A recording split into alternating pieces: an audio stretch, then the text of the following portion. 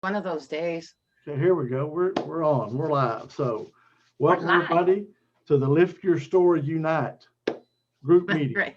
Glad to have all of you, DK. Nice to be here. I'm glad I've brought the crowd today. Yeah, so we're thinking about doing this like a once a month event. Purpose of just to catch up with everyone from month to month to see what's going on, because we've got people that are in the process of writing books or developing courses. You know, a lot of them are like at the end.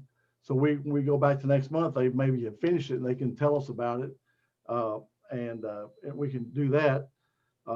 We want to be able to edify each other, collaborate with each other, promote each other, build this community for us, be a resource for each other, and hopefully, if we can get the attendance, we'll spotlight someone at each meeting. So that's kind of what our goals are for this group. You agree, Lorianne? I agree. Yeah. I mean, it's been wonderful. We hit our 50th episode, and we have quite a few already till the end of December. So we're pretty excited about that. Well, that awesome. 50th episode is for the new title of Lift Your Story instead of that guy, that gal with that guy. So we changed the title of the podcast to make it a bit more searchable, easier for people to search it. Plus, we really want to, our really goal is to lift your story to other people. So right. So it's a lot more obvious what your mission is. That's perfect. Yeah. So what do you think? And of course, it's always fun too, because the LIFT is an acronym. It's in my book that I wrote, The Makeup Not Required, How to Brand the True You. And I just sat there looking at it and I'm going, well, that's pretty easy. LinkedIn, Cool. Instagram, Facebook, and Twitter. LIFT. LinkedIn, Instagram, Facebook, and Twitter. Nice. Okay. Yeah. Very Right? practical and functional. Yeah, nice. I mean, there's other ones, Turnkey system to obviously. hit all four, right? But right, those are the main top ones, right? I mean, I do Google and Yeah. other ones too, but so it's always easy. I always know that I have to do those four. So when you go Yeah. to a grocery store, you always forget one item. Well, this way you don't. That's important because right now I'm apparently I'm earning an F because I'm only on Facebook. So I need to get the rest of the lift going. Yeah, you really should. Seriously. Yeah. I think for you, Well, DK, you have to too. start somewhere, right? But Yeah. I do have to expand and get the channels to work together like that. And Instagram is probably where I'm headed next. I have a LinkedIn profile, but it's kind of a dual. It's a multiple purpose because it also focuses on my corporate work. So I've been a little slow there because in a way, I don't necessarily want to change the tone and focus of that profile I already have. But at the same time, I probably need a new profile that really focuses in on what my program is and this mission that I'm on. You can always do that as a group even, because I know that I have probably 3 groups on LinkedIn. So I do have the Lift Your Story group, and then I've got my I Am That Gal group, and then I have a Milton networking group. So for Milton, Ontario, and we have about 100 people on that one. It's not huge, but for Milton, 100 people, that's not too bad, you know. Yeah. I mean, on LinkedIn, that's a focus group and it's a professional, right? So you don't have, it's not so much quantity as it is quality. Yeah, exactly. Excellent. That's a good idea, right? So then maybe I wouldn't have to depart too far from what I've got on my main page and that kind of thing. Awesome. You would add to, not take away from. Yeah. Yeah. Perfect. Yeah. Without and my making it profile honestly needs a bit of a facelift as well, at least to the modern protocols, the cover graphic and the right introduction and all those other things that I can do.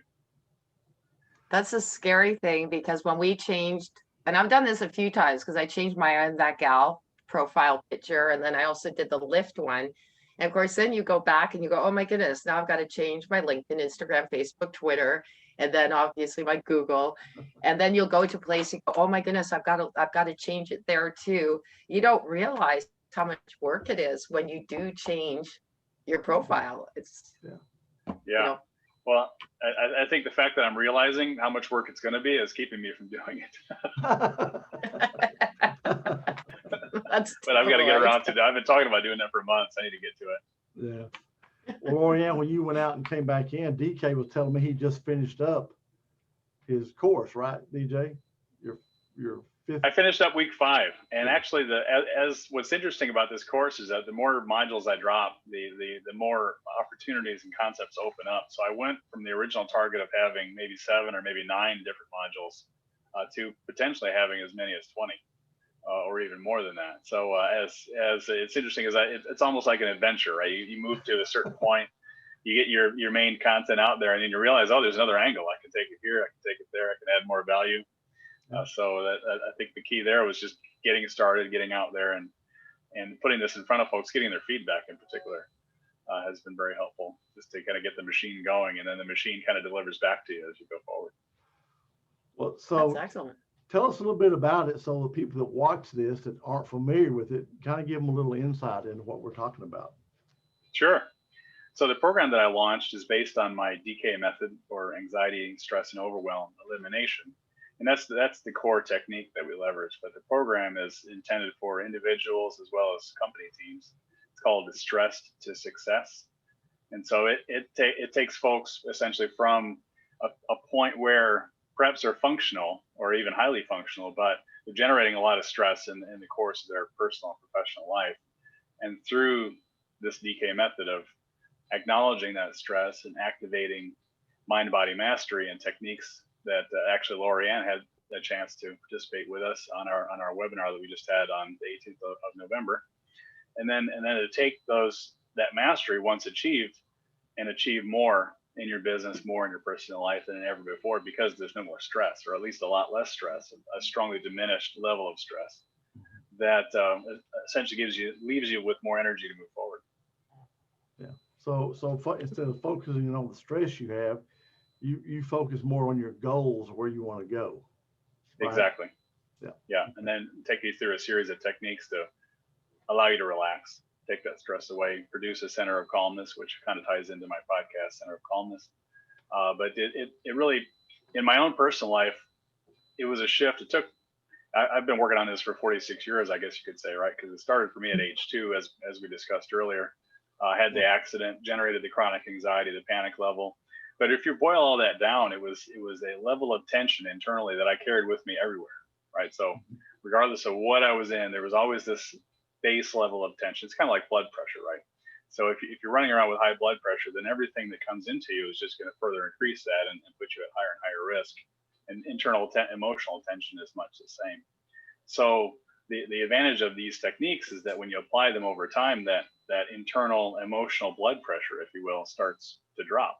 And one day I woke up and I didn't have it anymore, right? I actually believe that I've achieved sort of a baseline level of tension that's much more normal, much more common. So no more panic attack, right? When I can feel the stress rising, I can sense it. I have techniques to control it, and I'm able to do so much more than I was able to do before. That's nice too, because when you come to that too, and the stress and anxiety, that also gets into your health as well. Like you're Absolutely. more likely to get sick when you're stressed and Absolutely. and Yeah. such. I've noticed I'm a lot more resistant to colds and things like that. Thankfully, I caught it before it really got to me, right? Because I mean, the real danger of carrying stress is that you end up with chronic issues like heart disease, and even diabetes and some other stuff, just generated by the changes in how we live as we accommodate stress. If we can rather eliminate the stress, then that frees us up to make better choices and have the energy to do the right thing, really, in both personally and professionally. Yeah. Cool. Well, I mean, a lot of people deal with stress. A lot of people have stress. A lot of people have anxiety, and so they do need help learning how to cope with those. Yeah. And that's what I'm here to do. Because I'm looking forward to. Yeah. So my aim. Yeah. I'm sorry. Go ahead. I said in the healthy ways of coping with it, because that's a big thing too with stress. There are people who don't cope with it in the proper ways. So completely. Completely. There's plenty of destructive coping mechanisms that take the stress out in the moment, but in long term they build up and cause additional issues later on. Absolutely. Yeah. Cool. So yeah. So I mean, I know Lorianne has had issues with anxiety. Yeah, I had actually, it was 8 years ago, I had severe anxiety. I didn't even want to leave the house. And my parents would come and say, we're going to pick you up and take you to our place. Even going to my parents' place caused me severe anxiety. So they did put me on some medication. And then I thought, I don't want to do this. So I taught myself over time how to deal with it. And funny thing is, I was fine, got past it. And it was hard too. So I started a new job within that, I was starting to get better, but then you start a new job and then that stress and anxieties from that. I couldn't even go to a store that was near where I work on weekends because I didn't want to be near. I only wanted to be there when I had to. And then I was fine until COVID.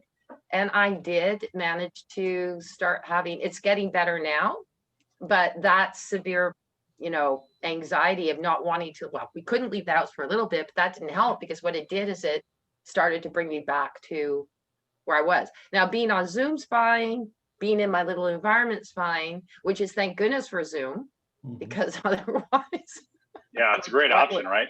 Yeah. The level of connection you get through Zoom is so much better than the phone or the email or Facebook message. Yeah, it's face to face, even though you're not together, it's still face to face. It's telephone. So with that too, it helped me to surpass it. So now I can go out, I can drive around and I'm fine. But there was a time I didn't even want to, I didn't want to go in my car, didn't want to go visit anyone. Same sort of, modus operandi as when I had it back 8 years ago. And so a lot better now. So I'm pretty happy about that, but it can happen. The COVID has really accentuated. I hear more about anxiety from folks that I never would have guessed had any struggles or even thought about anxiety, but it's just amazing, especially in the workplace, folks, because they're carrying that underlying COVID stress and that uncertainty of what if my coworker gets infected? How am I going to handle that? Right? How do I protect my family? Questions like that, as well as the generally economic concerns that we have. So that has raised the stress level, I think, for almost everyone. Up, that's a whole other notch in addition to what we've already got to do. That's what I was gonna say. If you already had it, didn't help. No. Yeah, Well, didn't help at all. Yeah, I mean, I experienced some as well, even with the techniques that I had. It really brought them into focus as being absolutely necessary to apply them in a disciplined way, to make sure to keep that level, and then once the initial shock factor passed, then you learn to deal with it. But keeping that shock factor from accumulating is the key. Well, COVID came out like in March of this year. Here it is almost December. And I know people that have not left their house. Someone else goes and gets their food, whatever. They are so afraid they will not even leave the house. Not with the mask, not anything. They go, no, I'm not going out. I'm not going out. Yeah. That's, to me, that's a little extreme. However, everybody deals with stress and anxiety differently. People learn to compensate. Some of it, though, I believe was not even just the COVID. In my particular case, I was ordering in my groceries too. I didn't want to go out and face that world. I didn't want to go out and see empty shelves or people wearing masks and the lineups. To me, that was giving me more anxiety than the COVID itself. Was that whole? Oh, I think, really, I totally agree with that. So that was what my biggest thing is. It's kind of like, you watch these movies, these horror movies, and people are hiding away from things. That was pretty well what I was doing. And it wasn't like it was, guns or anything, but it has that same sort of feeling of like, oh my goodness, I don't want to go out to this weird war kind of feeling thing, And at least in your house, you don't feel it when you're on here. I mean, I'm going to put a shout out to Forbes. I'm so happy I met her in July, because she's kept us busy doing things and keeping our mind off of what's going on out there, and positive fun things like, the Excelli coming up, like that was really exciting. So, we're going to have a Christmas party all together. So you don't feel like you're missing out. It's all there. And it really did help in my mindset as well, because it gave me direction on, something different than what's going on out there. Well, for me, seeing seeing people wearing masks, I'm thinking, really? And then, but like you say, you go into the stores, you walk down the aisle and you see this one set of shelves totally empty. Yeah. Or another one's got 3 or 4 items on it, and it's multiple aisles, and I'm sitting there thinking, I never thought in my lifetime I would ever see anything like this. I mean, it was just so foreign a concept to me. And when you see it, it's like, I can't believe this is in the United States. I mean, something like you see in the third world countries or these socialist countries. It was hard to wrap my head around for me. Well, it's strange too, because like I lived in Turkey for 4 years when I was a kid, so from 7 till 11, and it was quite. I couldn't wait to come home. I had nightmares almost every night because you have, the martial law, the young soldiers walking the streets every day. That was typical. You had just across the driveway from our apartment was like this family, like a little village where they would shout that they would bathe outside. Their bed, they had 2 rooms, they had a little cook thing. They were just so happy to have a roof over their head. And I remember my mom giving we had I hate to call her maid, but that's what she was. And she was being paid like, I don't know, 50 cents a week or something ridiculous. My mother gave her a whole bunch of old clothes that we had. And we kind of laughed. She made carpets out of them. Wow. Yeah. And really intricate, beautiful carpets. And where my mom goes, if I knew she was going to do that to those clothes, I'm going, but Mom, that's what they need. Yeah. So. And that's where the value was. Yeah. Providing I guess maybe instead of buying it. Exactly. So I guess maybe in a sense that was that same sort of feeling. I didn't like, we got out a lot in Turkey, but it was uncomfortable. And I guess that's the same thing with this. It's uncomfortable. Mm-hmm. So definitely. Yeah. And who would have guessed that we would have had a toilet paper shortage for almost 4 months, right? What the? Where'd that come from? We were laughing. We're sitting there going, there are people, leaves out there. Yeah, same number of people, nothing changed, but you couldn't buy toilet paper. Well, there's a Costco right behind me. I could walk to it. I don't, but I could. But anyway. Yeah. So I was there one day. I ran in to get one thing, and so I was standing in line, and I saw one of the guys work there. He had a big thing of toilet paper and a big thing of paper towels. He was walking in there and he put them over in this basket. So I'm looking around at people waiting in line, and I noticed everyone had one thing of toilet paper, one thing of paper towels. They still had, I think they had like a couple of things of water, a lot of them. And I was sitting in line, and after I was walking out to my truck, I thought, I wonder if they're putting a limit on this stuff again, So I didn't think that much about it. So my wife needed to go a couple of days later to Costco or something. I said, well, hey, if you're there, get some more water and stuff. And so she came back. She goes, no toilet paper, no paper towels, no Kleenex, and no Ozarka water. Here in Canada, there was no flour, no vinegar. Like the baking aisles were completely wiped out. The vinegar, because it's also a cleansing thing.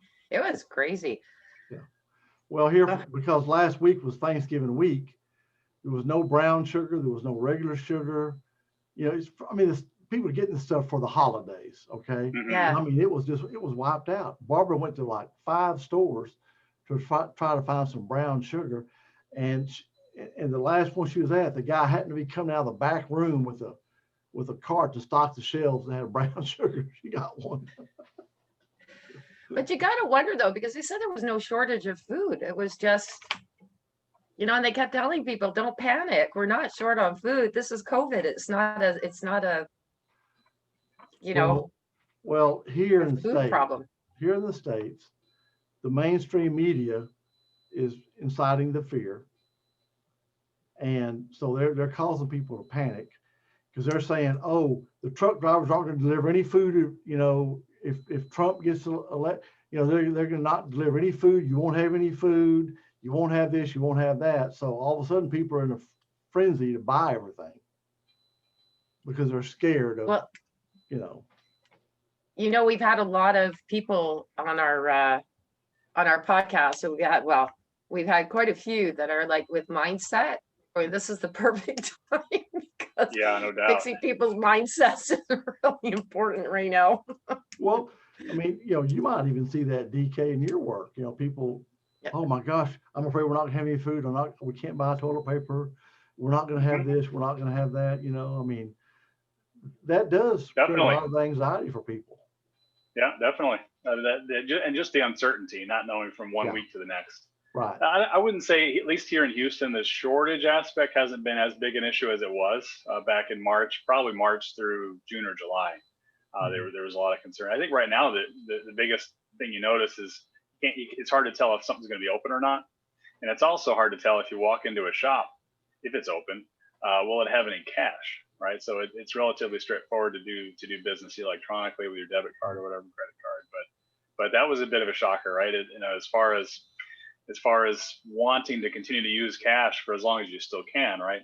Well, now to have the situation where a lot of places can't make change, it was fairly interesting. I think that's so strange that people have the signs up. We have no change. Please pay an exact change or use credit card. So there's no. I mean, maybe since people aren't shopping as much, maybe they don't have as much change. But I mean, I just can't see the United States not having change. It just doesn't. It's not. Absolutely, yeah. You've got banks on every corner. They've all got change for sure. It's just a matter of maybe it's that, and I think that that's the underlying problem, right? Is the distribution. Mm-hmm. Is that when you've got a bunch of people that don't want to contact anyone, they're not out there moving stuff, right? So trucks aren't moving quite the same way, and your toilet paper might be produced in one place, but it can't get to another where it's needed. And I think I even saw an article that the liquid goods like milk were actually being wasted because they couldn't make it to market because the institutional markets in particular were closed, right? So then the supplies couldn't be diverted to the consumer market in a fast enough manner to preserve the quality of the produce. It's funny you mentioned milk because I went to the grocery store one morning and I usually get up early, so I'll just go early because I just beat the crowds, and a lot of them are open early for seniors anyway. But regardless, it was about maybe 6:30 in the morning. So I think, well, I'll grab some milk while I'm here. Zero. I mean, there was no milk. There was no 2%, 1%, fat-free, vitamin D, whole. There was nothing. No milk whatsoever. I'm like, really? How could you be out of milk? How could that be, right? On the way home, I went to a Kroger, walk in there, they got full shelves of milk. I'm like, I don't get it. But anyway. I noticed that too, certain stores. Yeah, certain stores would be completely bare and then other ones would have it. You're just sitting there going, I guess it just, you pick and choose it right, like the lottery. But the other thing we did notice is, like you were saying, DK, it was really ultimately from March until June, July that we were really, the shelves and the eggs were gone and everything. And then everything was fine through most of July and August and the earlier part of September.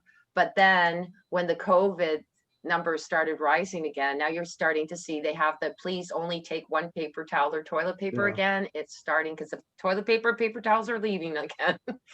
And I don't know why that particular, because we went back into code red as of Monday. So I got you. Here in Houston, we've been red for a while, but I think Texas has a kind of a unique approach where red doesn't mean the same thing as it does everywhere else. Well, that's Texas, right? In Texas, it's more of a suggestion. Yeah, and I think actually, I really appreciate a decision on the part of the governor, right? Yeah. Where the governor's saying, here, this is how we're going to define life in Texas. And Texas people are responsible, and so we're going to start there, and then work and then apply the guidelines accordingly. Whereas I'm not sure that decision was made up front in some other places, where if they decide that people can't comply and they have to be forced to comply, that generates a whole other set of rules, right? Rules and regulations. Yeah. So I think we're expected to keep social distance here, and we're expected to wear masks where we need to, and so on and so forth. Yeah, but there's not armed guards out at every store. Exactly. You got that's too many. You got to go take one back. Right. Although there was at first, right? Even here, right? Even here in Houston, was it April, May? On the rare occasion that I actually went out to a store, there's an extra guard not necessarily an officer, but could be a security individual, Right. watching to control the flow of people in. And I don't know if they were checking people on their way out with what they bought, but Well, they were definitely trying to keep the infection protocols in place. I know at Home Depot, they would allow so many when it opened, in the morning, they allow so many in, and then it was one out, one in, one out, one in. And Costco is the same thing. Yeah. Costco used to open on Tuesday, Wednesday, and Thursday at 8 o'clock instead of 10 for seniors. So if you were a senior, if you were 65 or older, between 8 and 10, they would let you in. No, I got you. Yeah. They would only let in so many people, because this is back when there was a big rush, everybody trying to buy stuff. And they had a billboard out in front that said, no Clorox wipes, no fish, no hamburger meat, no toilet paper, no, so if that's what you were coming for, what do you use going in, right? Oh, But they would, when one Smart. person would come out, they'd say, okay, you can go in now. They did that for probably, I'm guessing about 3 weeks. That was back in the summer. Yeah. Yeah. Yeah, I remember that. Yeah. So For sure. Yeah. Generally a mess. And then, of course, what really was quite amazing is that the Walmart right down the street didn't have any protocols. It was just a mob, right? Oh, the parking lot was always full all day, all night.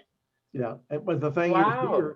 is here they only had one entrance and one exit. They closed all the different, like the grocery, that you'd have to, like the cattle guard, go through the chute. Yeah. You can only Okay. go in and you can only come out the same spot, which, We still have that. do you? Yeah, at all our stores, the grocery stores, it's one entrance, one exit. At Yeah. least the lineups are not big anymore. It was awful at one time. The lineups were huge. I would just keep Yeah. driving. Mhm. Yeah. And then you have folks, they're standing like 2 feet apart in this line, right? For an hour. So if you're worried about being infected, forget about it. Yeah, I remember one day I went up to, because we get gas at Costco. So I thought, I'm here. I'll just run in and grab a couple of things while I'm here. And so good grief, looking at the lines way down the side of the building. So I thought, all right. So I went and stood in line, and all of a sudden I've been there maybe 5 minutes, it's like one out, one in, right? And this guy says, hey, anybody here 65 or older, you can go on in. Come on. So, zip. Oh, first time in my life. There are certain privileges to be over First time 65. in my life, being old was an advantage.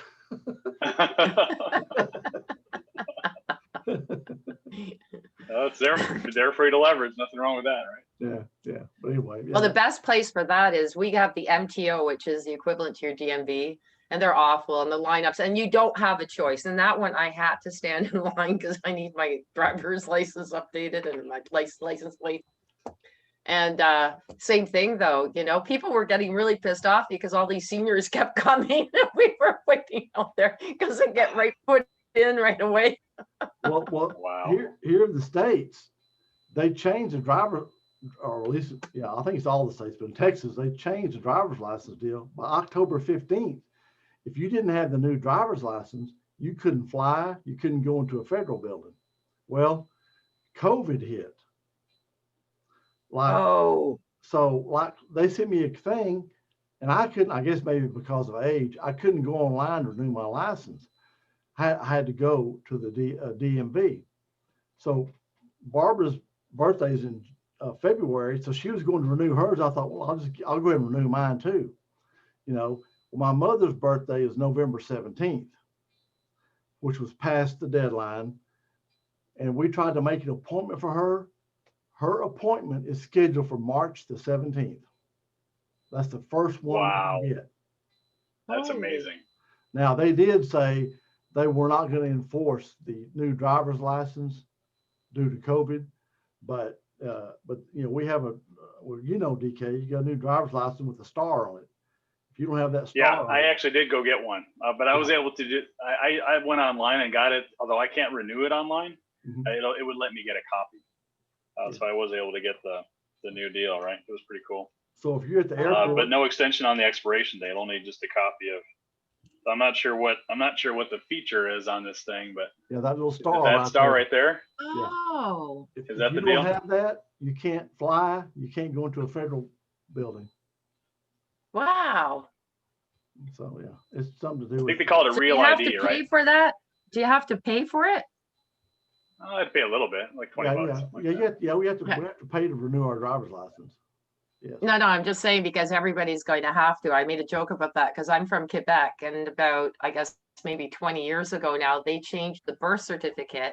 It used to be laminated. Then they go, no, you have to get paper. So everyone in Quebec, and do the math, had to pay $15 for their new birth certificate. Come on, Wow. that's a lot. Now what They made a lot of money off of that. Now, when you Well- think of that on the million scale, yeah, that's $15 million. Well, I had a copy of my birth certificate, and it was like an ink stamp that certified it. And I was trying to do something. I remember what it was, and they said that won't work. I said, but it's got the city deal here. No, it's got to have the embossed. So I had to go downtown to the Records Bureau, get a new birth certificate, and they had to emboss stamp it.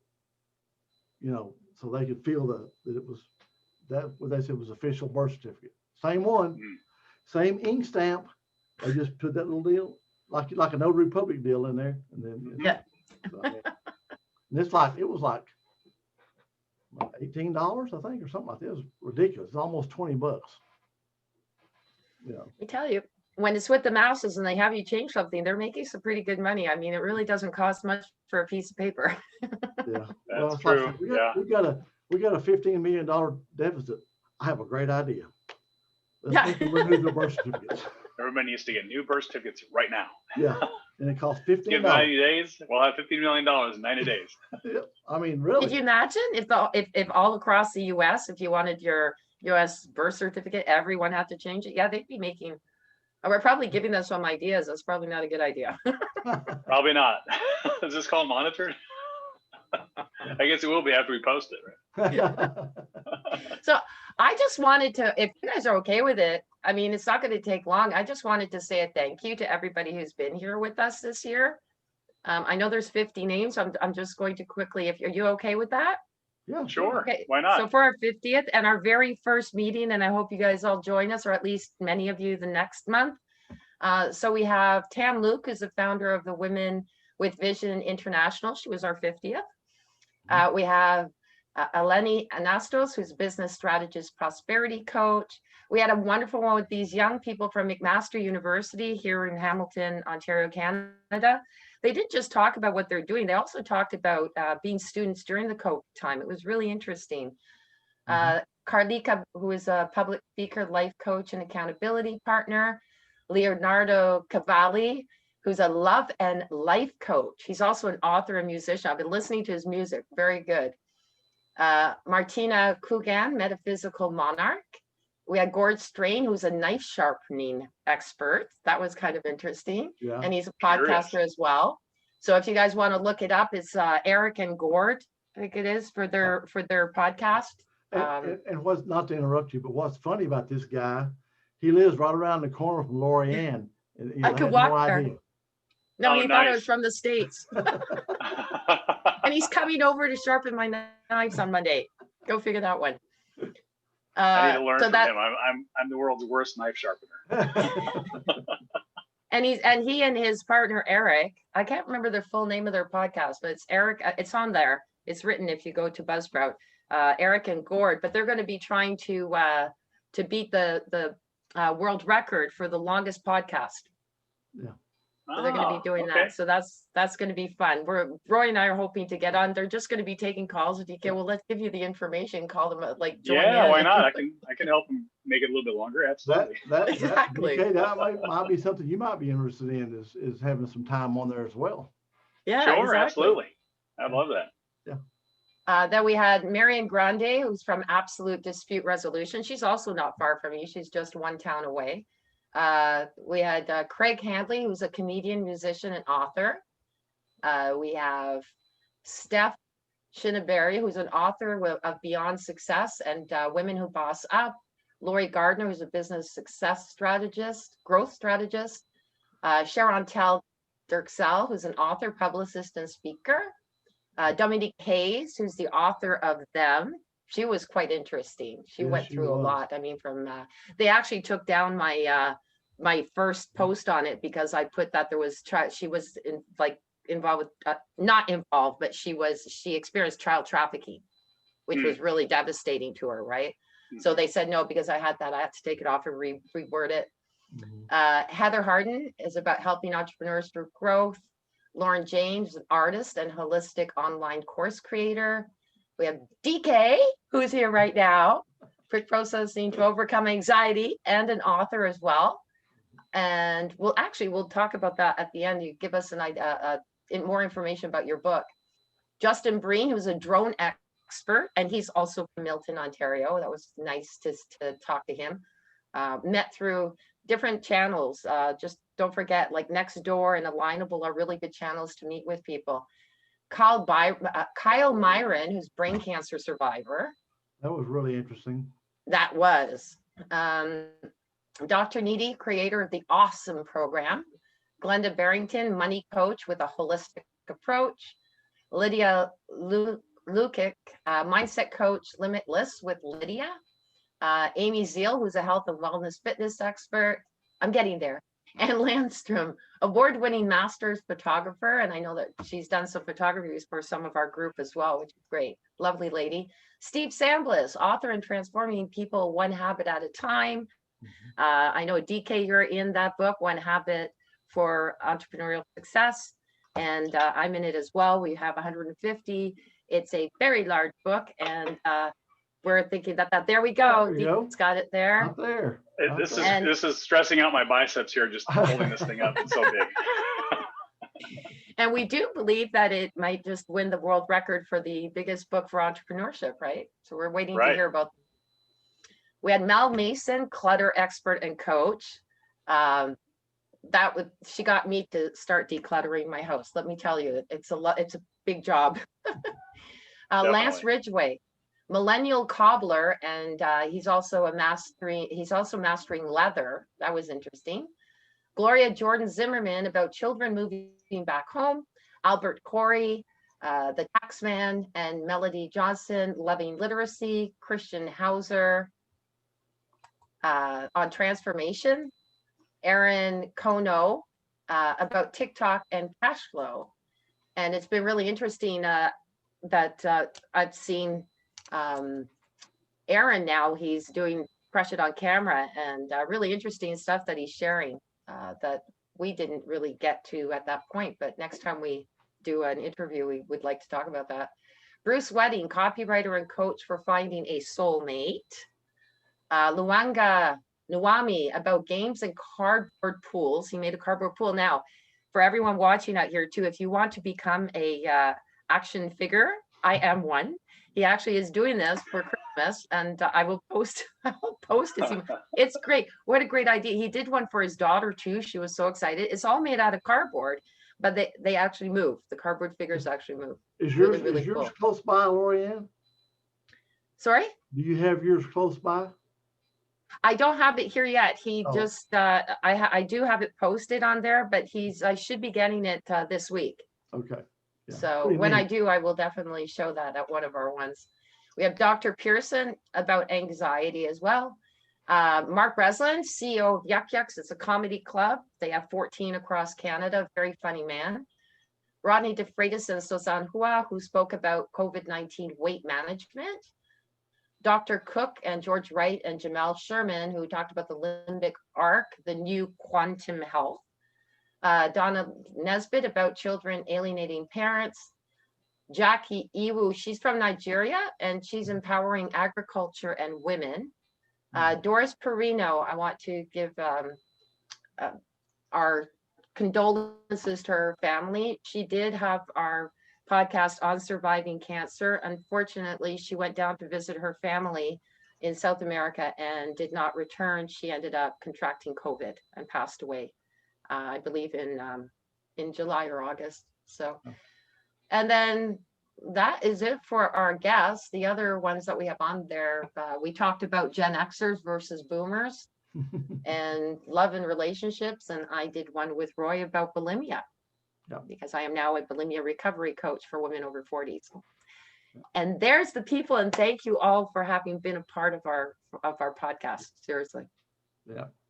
That's that's such a great list. Yeah. And it was so great to be included in that as well. Really appreciate that. Yeah, we're looking forward to coming back with you and your wife. Yeah. And Right. Yes. If I have that book on me here, this is what we'll be talking about, right? That's right. Sky Children. Yes. It's my, Sky if you Children. can see him, let me zoom him in, get him in front of the camera. That's my son, Lucas. Yeah. Oh, what a About, sweetheart. Look at the smile. About his smile is completely infectious, and he's got such a consistently bubbly personality. Yeah, it's such a joy to be with. Yeah. Fantastic. I'm anxious for that one, because that's really going to be a great one, I think. Oh, absolutely.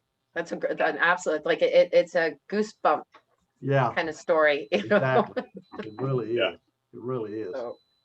So I'll have to roll that one onto the calendar, and Sarah, my wife Sarah, has agreed to join me on it. So I just need to coordinate, make sure that we're both in the right place at the right time, and I'm also compatible with your schedule. Yeah. Well, remember, that's easy. Just go to liftyourstory.com. We have it there now that you can just go on and click and schedule whatever time, whenever you're available, whenever you're ready. It's nice and quick. You just go on there, and the schedule's on. It's easy. Liftyourstory.com. Yeah. Awesome. Very simple website. It's nothing great, more functional than anything else. And it takes you to a link to, right? Awesome. And it takes you to a link to our previous. It will take you straight to Buzzsprout to be able to listen to any of these. And it works really well. Like when I ask that lady's name, that starts with an A, but if I say it now, she's going to answer me. It's the female version of Alex. Yeah. And then Google.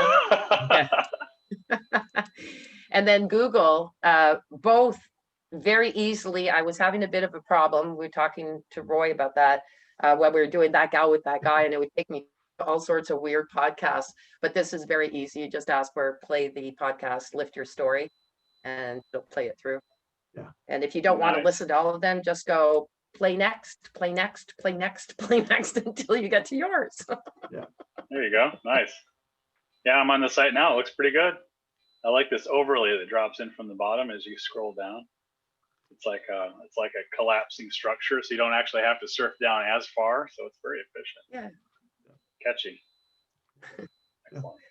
So, and with all this too, I want to thank you guys too, because we're talking about how there's Gord, who's in my community, and then there's also Justin Breen, the drone man, is in my community. And with that, we were realizing that in Milton, there's probably a lot of really interesting businesses and stories as well, and they haven't been heard. So I am starting a project called Milton Matters, and it's going to be a blog and eventually a book. And I'm going to be interviewing people in the Milton area for that. So I'm really excited about that. I already have the two of them on board, and then they're going to, again, here as well, please, referrals are hugely welcome. Obviously, we really love to be able to edify people, but it also helps if we have you out there helping us out with sending people over to us. Awesome. Sounds good. Yeah. Well, Roy, do you have anything else? No, I guess that's about it. Unless DK, do you have anything you'd like to say before we wrap it up? I think we've had a great conversation, and I look forward to the next meeting a month from now. Hopefully, with a few more of our compadres. Yep. More guests. We'll make a collective or a crowd out of this, and have a bigger meeting next month. Yeah. Well, I'm glad. Sounds good. Thank you so much for being here. Yeah, it was good. Thanks for the opportunity. Again. Yeah. All right. Great to visit with you. I look forward to our next show with the Sky Children as well. Okay. Bye, DK. Thanks, DK. Bye. Take care. All right. Bye-bye.